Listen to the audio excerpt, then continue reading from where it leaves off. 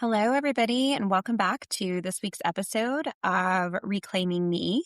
Before we jump into today's episode, I wanted to share a quick reflection that came up for me during this conversation with Heike Yates.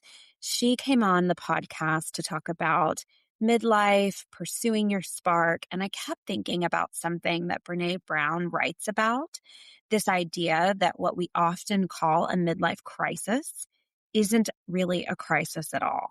She calls this a midlife unraveling.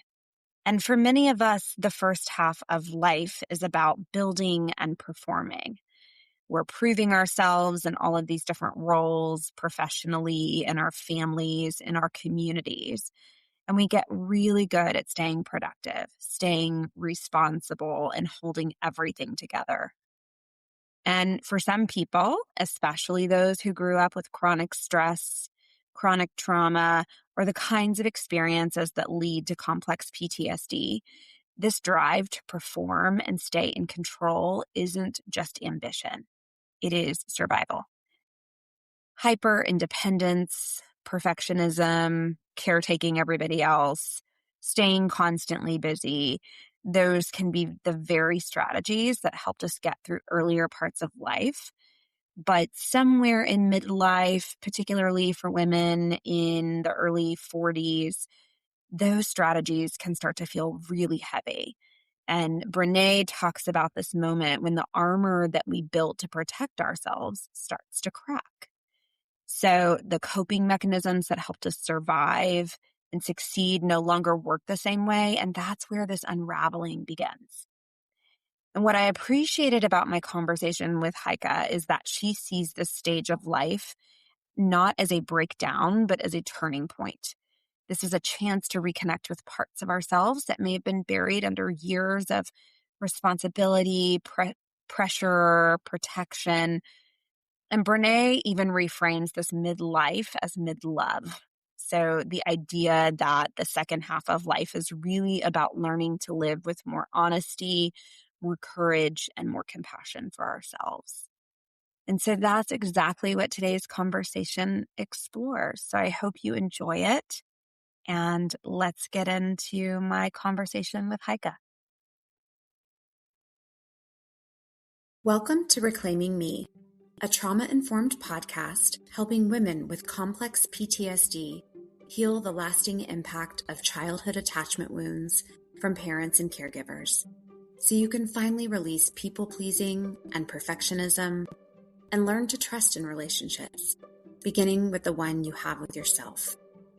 I'm your host, Cindy Payne, therapist, trauma specialist, and a woman who has walked this path both personally and professionally.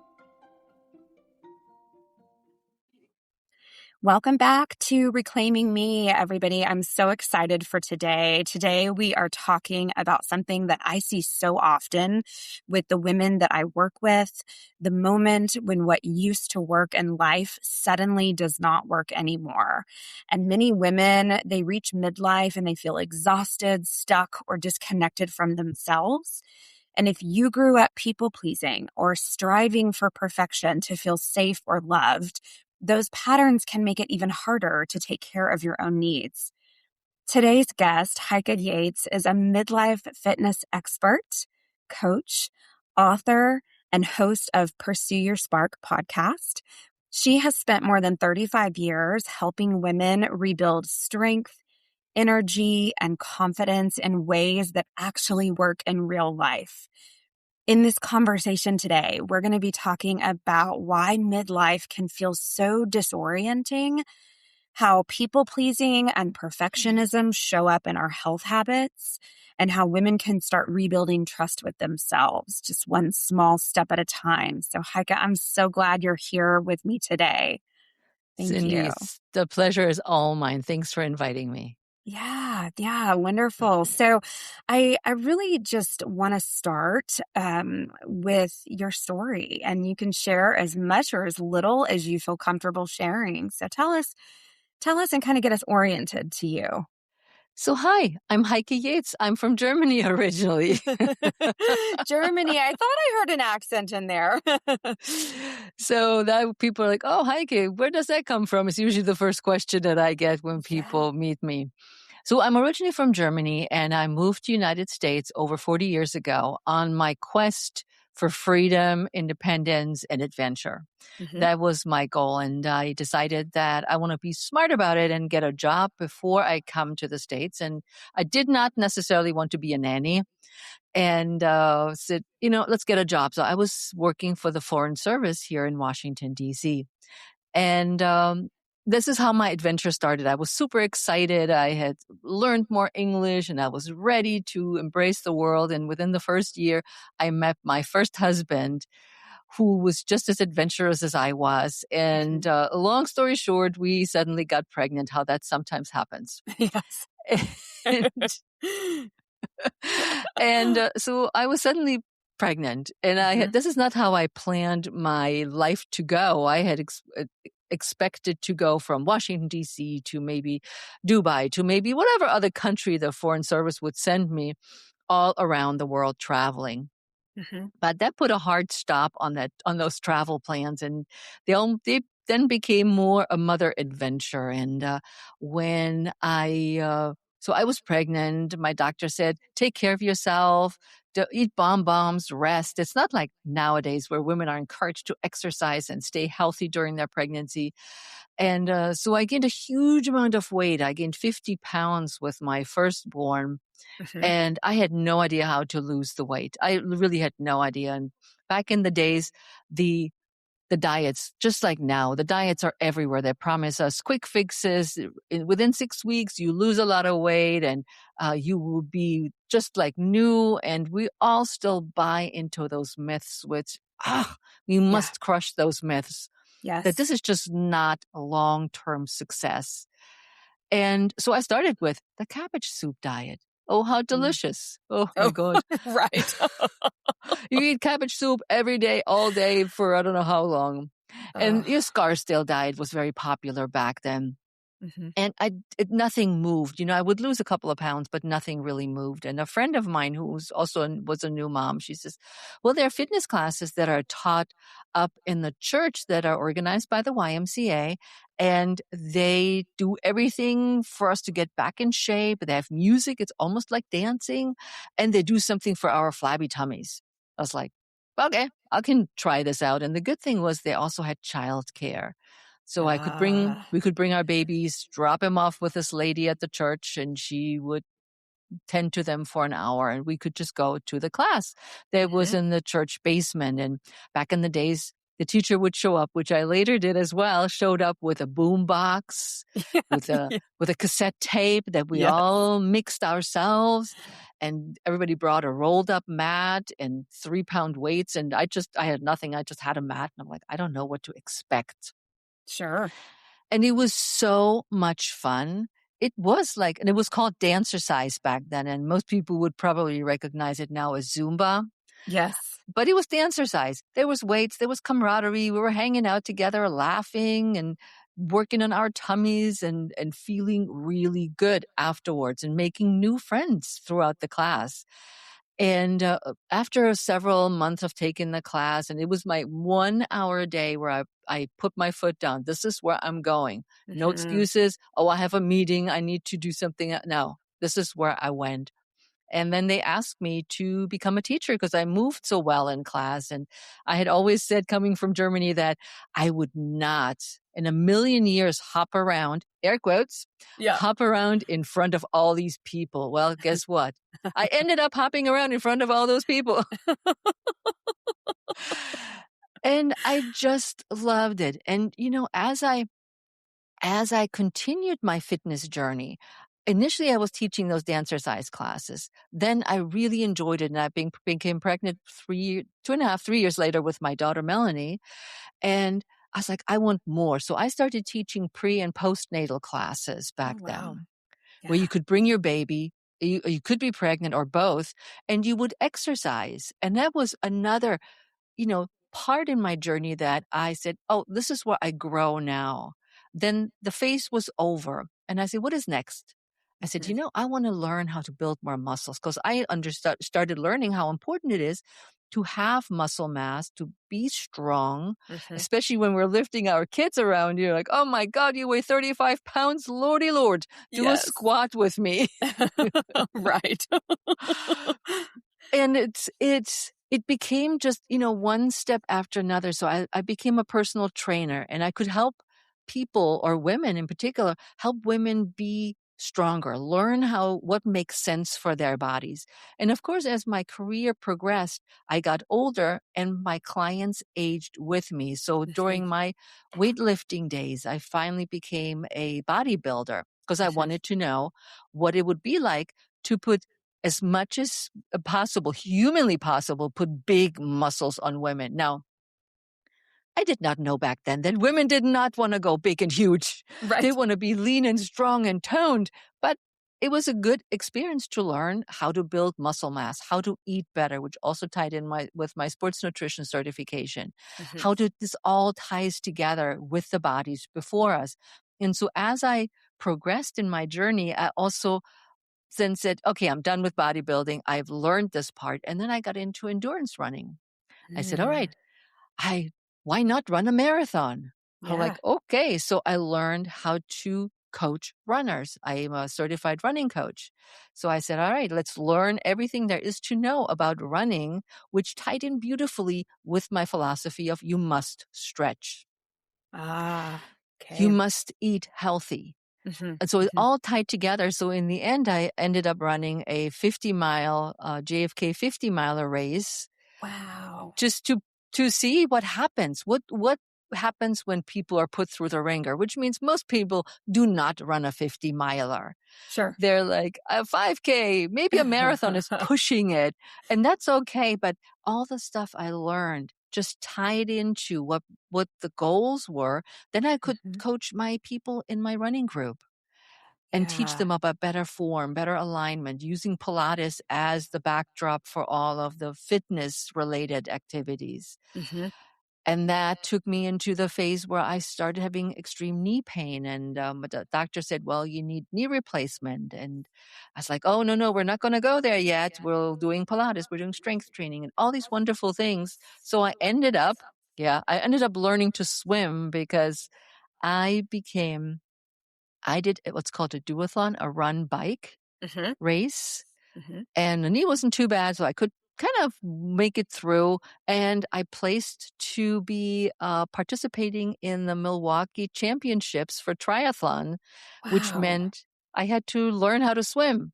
I Yeah. could not swim. People, seriously, my parents didn't swim. I could do the breaststroke, but I couldn't Uh-huh. do any freestyle or any other stroke for that matter. Yeah. So I learned how to swim. So I learned a lot about swimming, body alignment, body strength. What does swimming do for your body? And in the end, I became an Ironman triathlete. And now I'm sort of in the tail end a little bit. I'm definitely not running anymore because of my knee, but I don't want that knee replacement. Yeah. And, but I'm still very active with everything I do. And the groups just kept changing with me. Mhm. Now that I turned 64 this year, I have more orthopedic needs, and Mhm. that also comes in handy with my clients' shoulders, knee arthritis, scoliosis, all these things. And I can relate to that population as well. So I started, really working my way through the population that I was working with. I put all these things I learned on my own body, and then I Mhm. said, oh, this works great. I'm going to do this with you. Yeah. Wow. So, where I'm hearing a lot about, fitness being an anchor for you during a really, I will say, just from my own personal experience, a really challenging time when your kids are little. And what I'm wondering if you could share a little bit on for our listeners is what did that particular season and time teach you about resilience? One of the things that I remember vividly is that back in the day, I ran races with my kids. They saw their Mm, mom exercising all the time, yeah. practicing step aerobics in the living room to remember the routine, going to the gym with me where I worked eventually after my divorce. Hmm. And they saw what I did and what it did for my body and how healthy and strong I was, and that they wanted to do what I did. They're like, "Mom, Yeah. I'm going to run with you. Mom, I'm going to do Pilates with you." So all the things that were really good for them as well. And we had a great time together that we spent together running or Pilates or whatever else we were doing, rock climbing at some point with Sure. my son. But, you know, resilience is such a big word. And I think when Mhm. we go out and we're not afraid, we have the courage to try new things Yeah. and not give up Mhm. and say, well, this may not. When I hear oftentimes women say, oh, I tried this and it didn't work, and they're deflated. Yeah. I'm like, okay, that's fine. Pick the next thing that piques your curiosity Mhm. and see if until you find something that works for you, for your body and Yes. not somebody else's. And I think that's the resilience of not giving up, not giving in, not pounding your head, saying, I must be a marathon runner when it's just Mhm. not your jam, Yeah. but finding that within you what works for you well.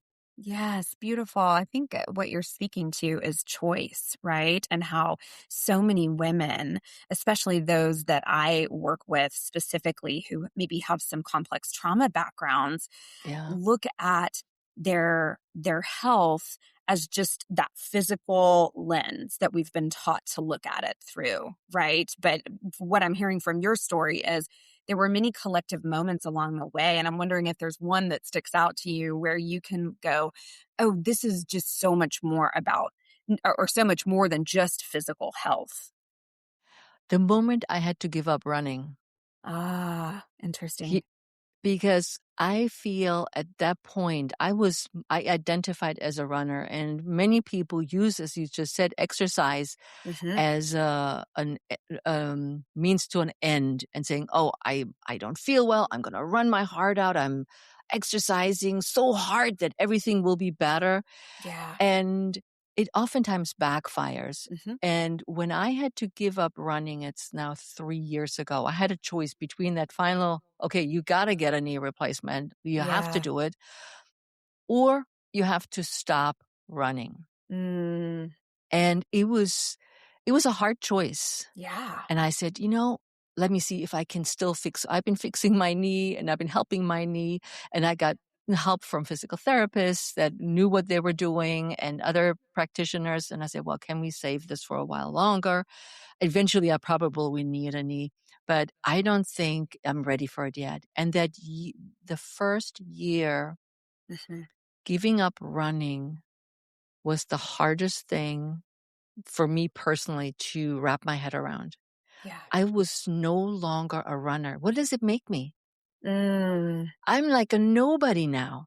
Yeah, I teach Yeah. Pilates. Yeah, I do all of this. But in my heart, I had become this runner. This was my thing. And then suddenly that thing was taken away.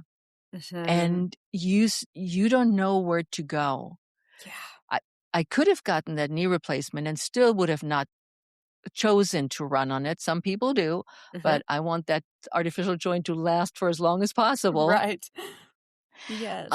But it is that identity crisis that you go through of Mhm. who am I now?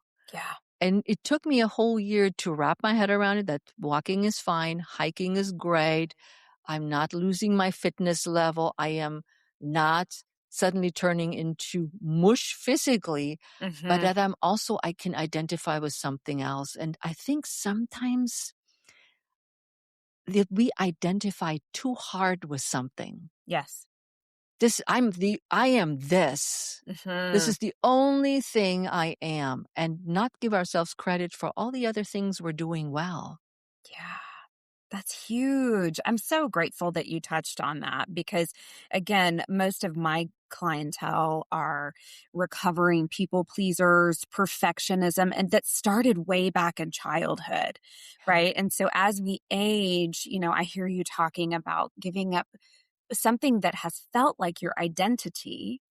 And I'm curious, just from a body perspective, how do you see that relationship changing with their body as they age and maybe have to say goodbye to these parts of their identity?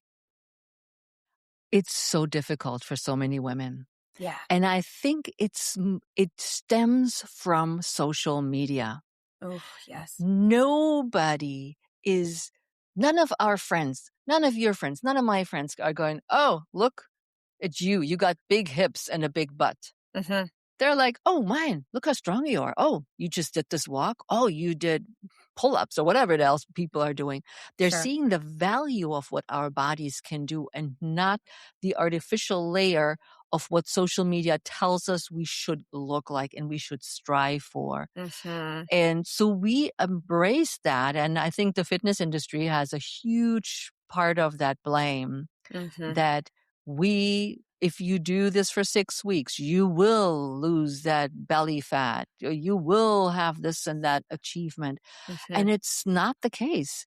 And we must embrace that we are our differences.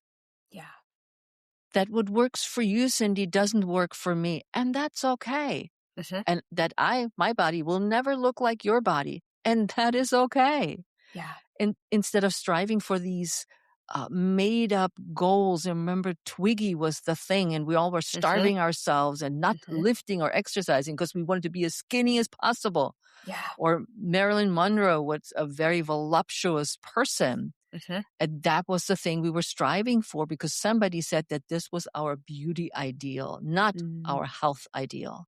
Yeah. Yeah. I'm hearing a lot of what you're saying, and it's making me think about perfectionistic black and white, all or nothing. But from your line of work, what's sticking out to me is that there is perhaps permission to not have a one size fits all mentality when it comes to this. And I'm thinking specifically in midlife for women when they start to, try on different possibilities for themselves. Do you know what is it that tends to shift during this season other than just the obvious I'm aging, I'm, maybe a little bit more cranky or creaky in the mornings? What is that? Could you speak to that? It's in my mind, I change every 10 years. And when I go Yeah. back every 10 years, I was like, this was great. Yeah. Now I need to do something else. Yeah. I need to maybe change my career a little bit. I need Mhm. to do some different exercises. I need to eat differently now for my age of my goals. Yeah. And I think that every 10 years, there's a change, not a significant, it's not like a reinvention like we oftentimes hear about. We don't need to Mhm. reinvent ourselves. We're great the way we are, but we're fine tuning it based on you're in perimenopause. You're Yeah. already dealing with the first signs of hormone changes. You Yes. become an empty nester if you're a parent. Mhm. You're dealing with an emotional stress of letting go of your children. Yeah. You are in a big, amazing career and you change paths because you're burned out with it. You do not want to follow that path anymore. Mhm. You need something more fulfilling. So, and I think when we're embracing those different times in our lives, we get to see what we're going through is Yeah. normal. This is Mhm. not the holy grail of midlife crisis. This is not, oh my God, look at you. You're going through menopause. And yes, please, anybody listening to this, if you need medical help, if you need HRT, whatever it is, talk to your medical provider Mhm. because not everybody is the same. Yeah. I remember when I went through menopause, I had my moments with extreme bleeding. I went to my OBGYN. I said, listen, can you help me with this? But Mhm. I dealt with most of my side effects through exercise. I Yeah. remember I did one race at one point and I was running and I'm thinking, Jesus, my cheeks are so hot. What's going on? Man, they're glowing and I'm sweating. Later, it occurred to me that I had a hot flash while I was running. It never occurred to me at that point. Oh, that's what that was. I was Oh, I was not running super hard. I'm like, oh my God, my cheeks, this is really weird. yeah. And then I was like, oh, so exercise was definitely my go-to that helped me. Some women, it's not enough. They need more Mhm. care. They need more looking after and different strategies. But the more you're in tune with your body, the more Mhm. you can give it what it needs, which brings us back to having a positive body image, embracing who you are, what you're, let's stop talking about the flabby arms that are everywhere. And I'm to blame too. I talked about this for a while until I Sure. realized how idiotic that was on my part. Yeah. This, we don't need to put ourselves down for normal occurrences of our body. I mean, this is culture, right? This is the Yeah, yeah, culture. It's the water that we're swimming in, especially as women, that, yeah. as we're aging, here are all the things that you can do to make yourself look younger. And, that is what I think so much of this awareness around perimenopause and speaking out about these changes is doing for women. It's giving them the permission to push back on that and maybe ask, what if it's not that I'm striving for? What if I'm Yeah. just trying to rebuild the relationship that I have with myself? Yeah, and the strength that I've lost, that I know I've lost because it's natural aging, it's age 35. We're having a situation where it's called sarcopenia. So it's Hmm. muscle loss that's naturally occurring. You don't have to do anything for it against it, but you need to start lifting weights. But Yeah. if you're not aware of that, you're losing the strength that gets you off the toilet seat, that gets you in Hmm. and out of the car, that helps you lift grandkids or garden. And these Yeah. are the things that are way more important than all this other looking good stuff. Yes, yes. One of the core emotional themes that I talk about a lot on my podcast is this idea of ridding ourselves of this self-abandonment that we've learned through our childhood experiences and then that culture reinforces, and really getting in tune with what it feels like, looks like, sounds like to rebuild self-trust.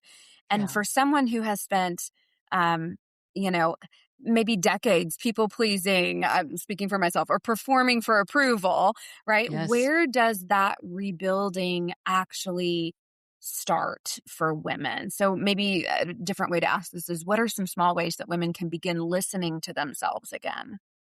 I always feel that we have to get away from the noise, Yeah. that the social media, the well-meaning friends, the spouse partner that Hmm. has a certain opinion about about us, and that we stop listening to those voices.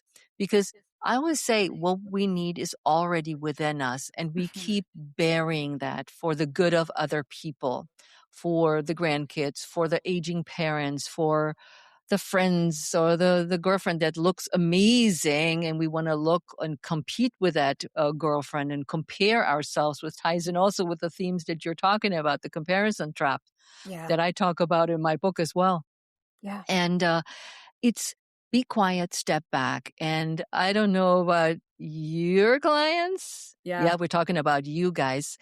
But my clients, when I say, oh, think about your why, they roll their eyes and go, oh God, not that again.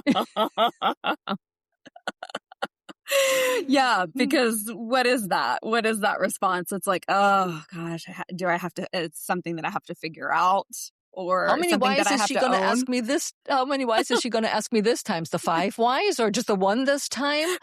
But Right. it's that Yeah. you gain self-trust by being honest with yourself, Yes. and really telling or allowing yourself to know what it is that you want, not Hmm. somebody else wants. And sometimes that sitting still may result in just absolutely nothing, and that Hmm. is okay too. But other times you may have that spark that says, "Ooh, you know, I always thought, wouldn't it be Ah. great if I think I should try?" Mm. Despite the perfectionism, despite the comparison, what is the worst thing that happens if I try? Hmm. Hmm. Yeah. No, you don't fail. In Heike's book, nobody ever fails. Mm. You just tried it. It just didn't work. Okay, let's try something else. Hmm. Until you find that right thing, that the thing for you. Yeah. Yeah. I love that. And I wonder if there's a reason, you will probably know this, but why this is so powerful in midlife. Because if you were to tell me this in my 20s or 30s or maybe even early 40s, I might go like, Yeah, it sounds nice. But there's something that happens, right? Would you agree in midlife with women where it's like, as Brene Brown talks about, she calls it the midlife unraveling, where she's like, Yeah. oh, like no one's getting out of here alive. I wonder if you could speak a little bit more on that. That's very true. In the end, we're all gone. Just Right. sometimes some people longer than others. Yeah. But I feel with the changes that we have and going through midlife, we are being labeled every step of the way. Hmm. Oh, now, men say, oh, she must have her period right now. She Mm, is not in a good mood. Or, hmm. it's a midlife crisis. Hmm. What person has ever said about a man, oh, he has a midlife crisis? Nobody. Right. Yeah. It's we are the ones that carry a burden that is burden upon us that we Hmm. didn't ask for. Hmm. Or we're now getting older, and we're also talking along those lines of the mother, the maiden, and the crone, where we Hmm. are in those buckets that we should live in. And when I wrote my book, Pursue Your Spark, one of the people that read the book said, you shouldn't have called it the book for women in midlife because midlife is 50. And I'm like, yeah. And she says, well, I'm 70. The book doesn't apply to me. And I said, well, I'm 65 and the book very well applies to me. Yeah. She said, you should have named it The Crown Book or something like this. And I said, what does it even mean? The woman who initiated the book, Cindy, was 80 years old. Wow. So don't tell me Hmm. that this is midlife is this one thing, but we're labeled all the way along, and we've been fighting Hmm. to get those labels off of us. And that affects us a lot because it's easy, like my running. I identified as a runner. Hmm. You identify as the label as you're the grandma. So Yeah. when you think about that, it means, oh, you're nurturing. You always want to be around your grandkids. Your babysitting services are always available. You do not have a life of your own anymore because now you're giving your life to your grandchildren. Hmm. That Hmm. is the story we're told. This is the expectations we have Yes. from others, not Hmm. from ourselves. And it's really hard to fight against those. And if the listener that are listening to this says, I love being a grandma. This is what I'm living for. More power to you. I love my grandkids too, but I live for my life, not for theirs. Yeah. Um, Yeah. It's such a beautiful, important message, right? It's the both and. I can both yeah. love my grandkids and I can also really want my time Time. for myself and, to learn more about myself, to discover more, to change, to evolve, even if I'm 65, especially if I'm 65, and beyond. And so Mm-hmm. I wonder, to go back to body and healing for women who grew up in environments where maybe their needs or their emotions did not feel safe, the body can sometimes feel like a really stressful place to reside. And I wonder if you can share how um, movement could help someone reconnect to themselves in maybe perhaps a gentler way. So maybe Yeah. to feel more capable and less pressure. Yeah. I think when you're under those stressful situations that you mentioned and the things that so many women go through, especially in that realm, is we have the fight and flight response. Mm-hmm. We either want to head on or we just pull back, withdraw, and we're not going to deal with it for a very, very long time, if ever. Yeah. And I think that instead of looking at it that I have to fight for it, I have to go through this really hard run to work it off, or I'm going within and let nothing touch me because Mhm. I'm so closed off.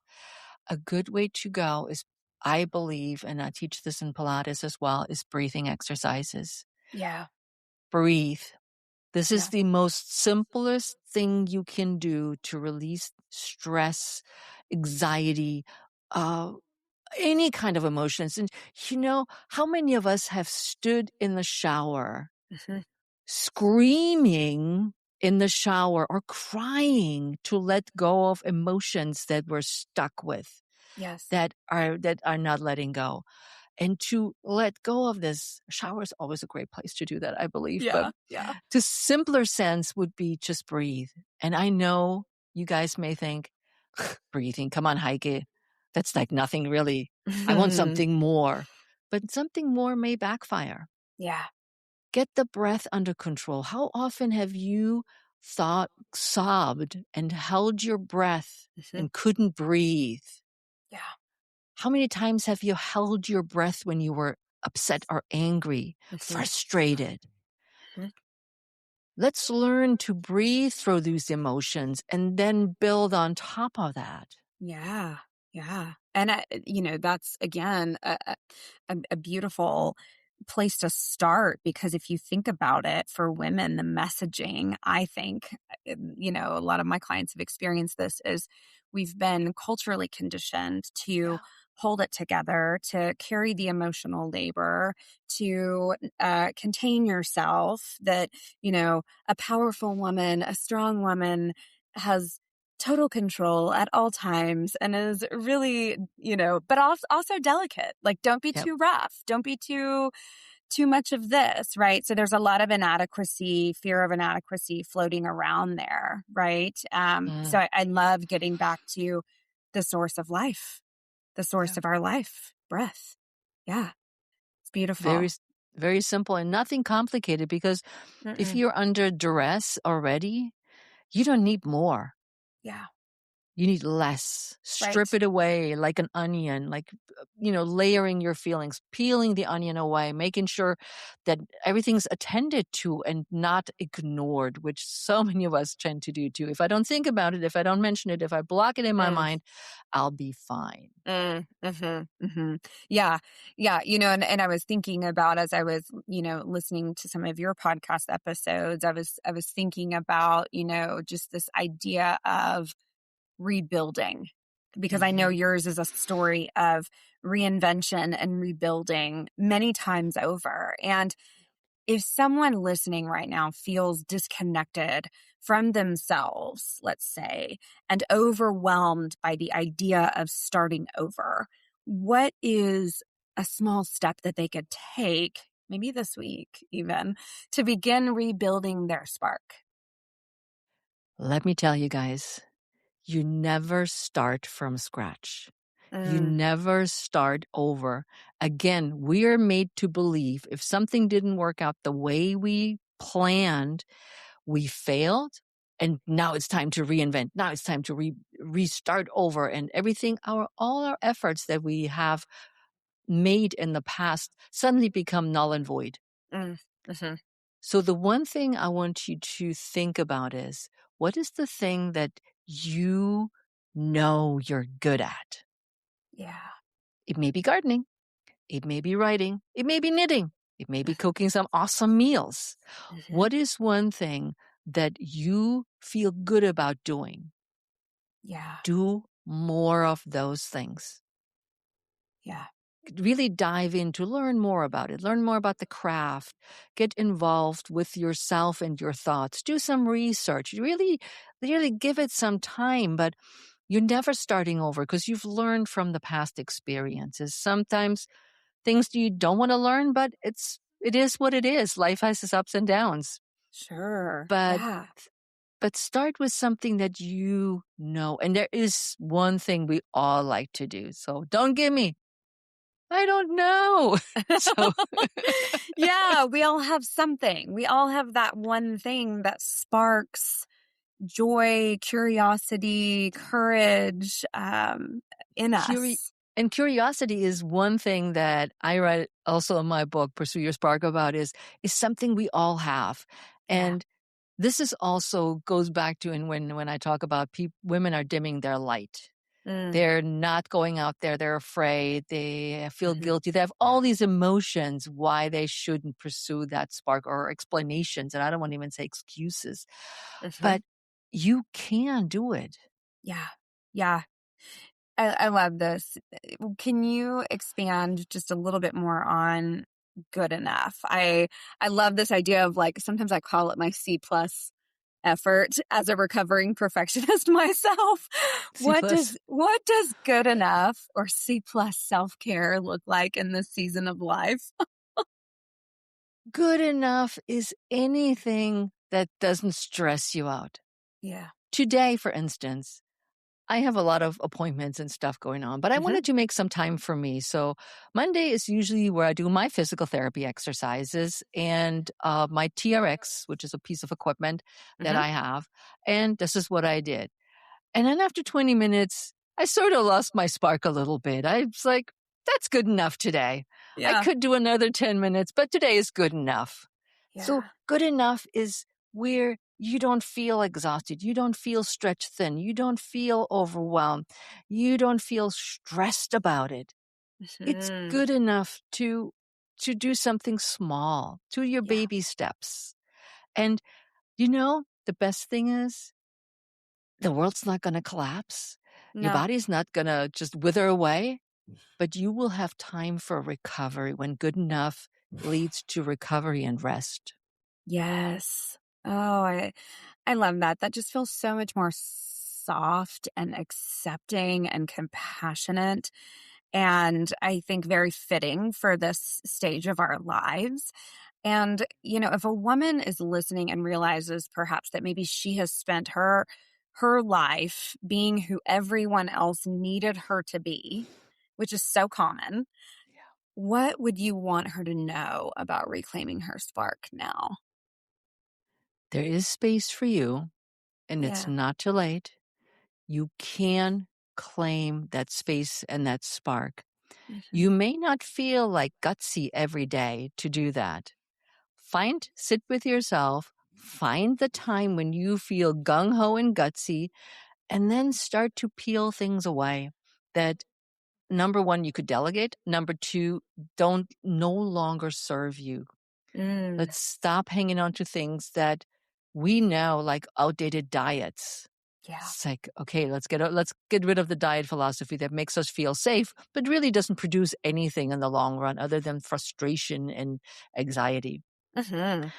But I'd say, pull back. Look at when it's time to go for it, to really say, I'm going to go for this one little thing, whether it's the example with the babysitting, whether you say to your daughter or son, today I'm not available for babysitting. Yeah. Yeah. As Boundaries. some Yep. Yep. Yes. Yes, absolutely. Which I know for a lot of listeners, these are micro practices. I always like to use that term, micro practice. So if you're hearing all of this and you're like, yes, I'm agreeing with everything she's saying and I really want this for myself. I just also wanted to throw in there that reminder of this does not happen overnight. I'm Mm. sure, Heike, you had to practice, and there were moments of discomfort and maybe even doubt, but you kept And going through it. I sometimes catch myself not setting good boundaries. So Yeah, I am not perfect by no means. sure, sure. But you're leading the way, with just ways that you're communicating, and maybe you're not even recognizing it, some of them, but they're leaving impacts with people. And I just think that's so important. And Heike, this has just been such a meaningful conversation. I love the way you talk about rebuilding trust with ourselves in small but realistic steps instead of trying to overhaul everything at once. And I wonder, where can listeners find you and learn more about your work if they're in this stage of life and they're like, yes to everything she's saying, but I need more? You can find me anywhere. Literally, Google my name, Heike Yates, Heikeyates. You find me anywhere on social media. You can find my website also with the same name. And if you want to grab a copy of Pursue Your Spark, you can also find this by Googling or just go to Amazon or Barnes and Nobles, or on my website. You can find that as well. And that's also a good step in that journey of what we're talking about today. Yeah. Oh, gosh. Well, to everyone listening, if this episode resonated with you, I encourage you to please share it with someone who might need to hear it as well, because your healing matters. And I think Heike would agree, you deserve a life that feels like your own. So Absolutely. thank you for being here today. I just loved this conversation. Thank you. It was definitely my pleasure. Thank you, Cindy. All right. Take care, everybody. Thank you for spending this time with me today. I hope you leave feeling a little lighter, a little more grounded, and a little closer to trusting yourself and your inner experience. If this episode resonated with you, please follow or subscribe so future conversations can meet you when they're needed. And if someone came to mind while you were listening, consider sharing this episode with them. That's one of the ways this work reaches the people who need it the most. You can find me on Instagram at Cindy Payne Rooted, and you can also visit me at cindypayne.com, where you'll find all episode links, blog posts, practice updates, and a free people-pleasing style quiz designed to help you notice your patterns with more compassion. And remember, every small step towards healing, self-trust, and presence matters. You are worthy of this journey. Thanks, everyone.